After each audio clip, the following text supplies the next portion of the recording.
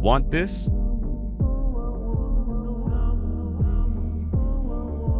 Yo guys, what's up now? We have three clips of Lara Croft here, and I'm going to show you guys my three updated reverse graphs and my new updated zooms that I use in most of my edits that you see on TikTok. And if you have not seen my edits on TikTok, make sure you go and check my TikTok. It will be in the description below. Now, first of all, when you have your three clips beat marked, of course, on beat is what I mean. You go to the left side here and you double click. You select all of these layers actually, first of all, just by dragging your left click on here and just double tap this button just to frame blend them and turn on motion blur as well. Okay, once you do that, press Control Shift C and click this button right here. Make sure this one's selected and press OK. If you can't for some reason press Control Shift C, make sure you go on to just right click on this layer here and go to go to pre-compose and click just the same as before, just click that button and you got your things pre-composed. Now once you do that, press I to go to the start of the clip and enable timer mapping.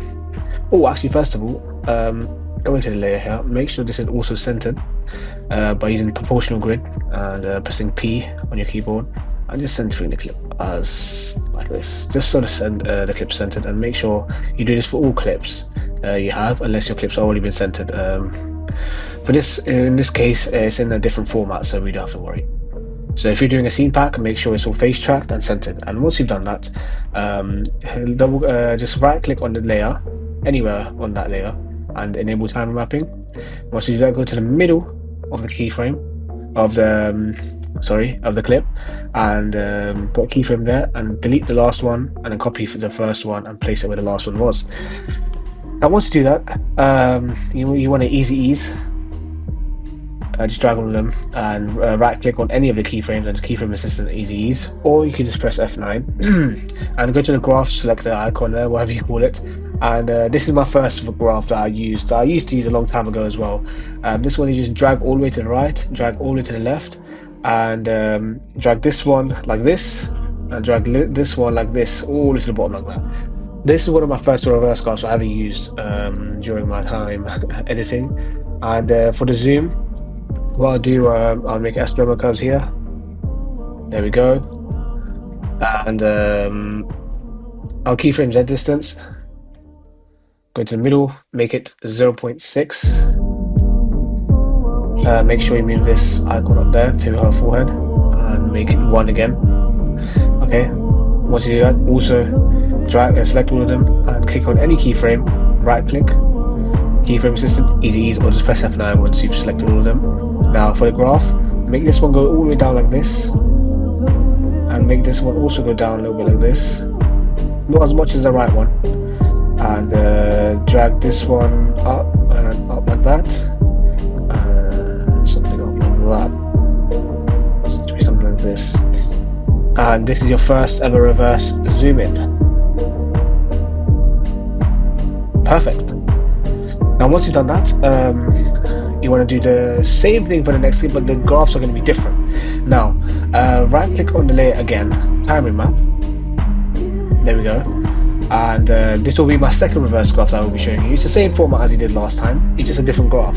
So you delete the last keyframe, copy the first one in there, just press Command C or Control C and then Control V. Sorry for the starting there, it's my first time in a long time. Make sure it's in the middle. For me, that is in the middle, it's around the middle. I think that's in the middle for me. Okay, select all of them again, right click on the keyframe and then easy ease. Beautiful. Once you've done that, this is my second reverse graph now. Now what I would say is make sure you keep the reverse graphs the same each time, but sometimes with timer mapping it does happen where sometimes it doesn't look good with the graph, so you have to change it each time. Now I can't tell you which one's faster, which one's slower, it just depends, but I'll test all of these reverse graphs out and just, you know, which one you like. But normally most of the time I do keep them continuous, like I don't use different ones for each clip, but I'm just as a courtesy, I'm showing you all of them just so you know how to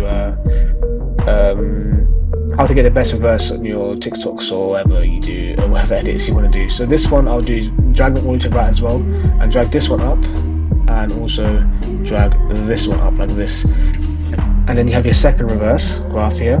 And for this one, instead of doing the same what do you call it, the same zoom, what you're meant to do here is also move this one to the middle.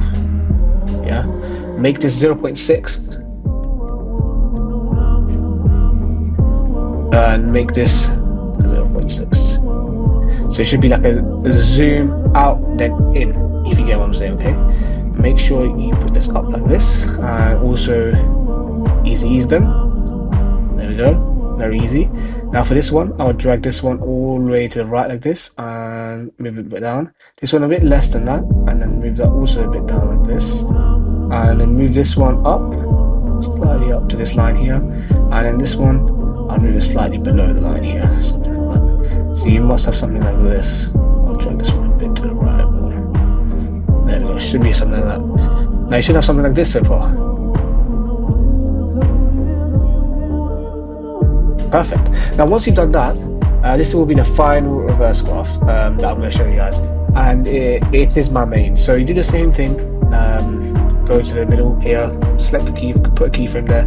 If you don't know, I've been pressing keyframe like that this whole time. Make sure you know how to do that, and of course delete the last keyframe and just put the first one in there, and delete the first one. Delete the the clip where you want it to cut off. Of course, make sure it's in the middle. Bang, it is. Keep it consistent, easy ease. Hopefully you know how to do that by now. And this is my final reverse graph, boys. It's going to be like this. And this, move a bit to the right like this. Make sure it's kind of even. Make sure you hold shift, by the way. If you want it completely straight, make sure you hold shift while you're doing the lines, okay? And then move this one up like this. Something like that. And something like that. There we go. Now once you've done that, I want you guys to copy the first zoom you ever did, because you wanted to have like a zoom out, a zoom in, out, out, in format every time you do microwaves. I just think that's the most newer way to do microwaves now. It's not like the same zoom each time like I showed you in my first ever tutorial. But yeah, you should have something like this now. Perfect. And yeah guys, this was a tutorial, many tutorials coming soon. This is the basis because the first one got a lot of views. So I hope you guys have a brilliant day, and stay tuned for more tutorials from Lix and Swat's channel, and I'll see you guys later. Bye bye.